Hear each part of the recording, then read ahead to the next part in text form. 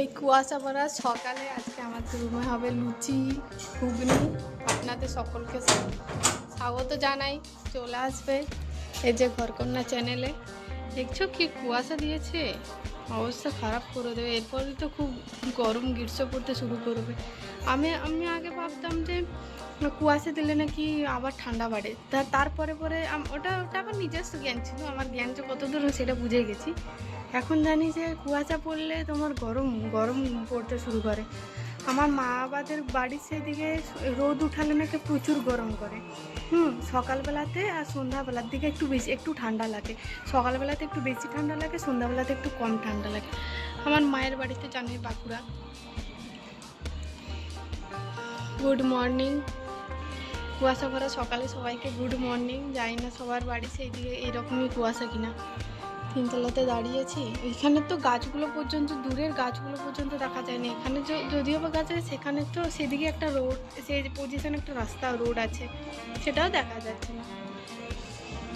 যাই হোক, দেখছো সেখানে আলোটা কত কত ছোটো বোঝা যাচ্ছে, বলো না?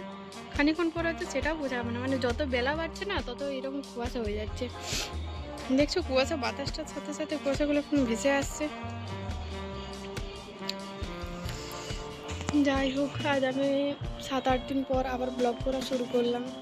আমার মিউজিকে বারবার কপিরাইট চলে আসছে, কেন জানি না কপিরাইট আসছে।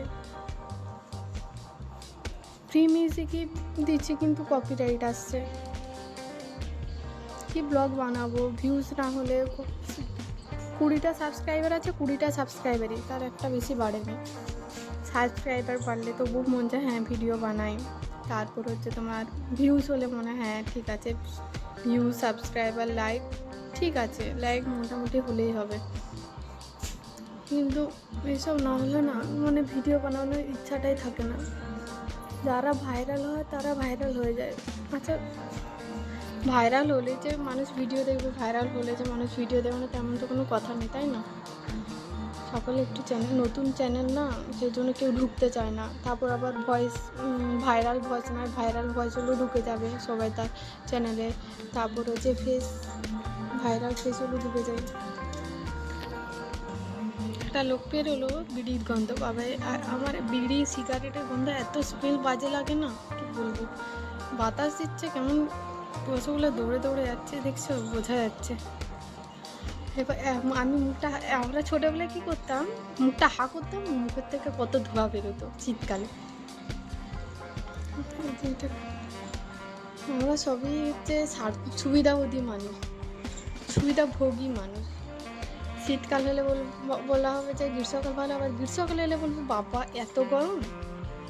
আমার বাবা শীতকালই ভালো। সব থেকে ভালো কাল হচ্ছে শীতকাল। দেখো শীতকাল এটা বললাম তার কারণ হচ্ছে ঢাকা দিয়ে, মানে কত বাড়িতে থাকলে লেপ লেপ না, ওটাকে কী বলে নামটা জানি না, যা সেটা ঢাকা দিয়ে ঘুমানো যায়। আর গ্রীষ্মকালে যা প্রাণ অবস্থা খারাপ হয়ে যায়, একই মশা, তার উপর আবার গরম। বুঝতে পারছো, এক একটা সিজন তো থাকবেই, বলো, এই নিয়েই তো আমাদের সব জীবন। সব রকমভাবে অভ্যাস করতে হবে। বড় লোকদের কথা তো বাদ দাও, তাদের শীত কি গ্রীষ্ম কি দুটোই সমান, মানে ঘুমাবার সময়টা আর কি। কিন্তু এই যে আমরা সব গরিব মানুষ, মধ্যবিত্ত ফ্যামিলি, কি হয়, মধ্যবিত্ত ফ্যামিলিরা গ্রীষ্মকালের সময় গ্রীষ্মকালটা পুরো উপভোগ করে, আবার শীতকালটাও পুরো উপভোগ করে। বড় লোকরা কী হয়, এসি আছে, কোনো চাপ নেই, এসি চালিয়ে দিলেও। কিন্তু এসিটা না সবসময়, এসি জিনিসটা অতটা ভালো না, কি আর করে। চলো, রান্না কত দূর হচ্ছে, আলু দিয়ে দিয়েছি, মাখিয়ে রেখেছি, পরে কথা হচ্ছে।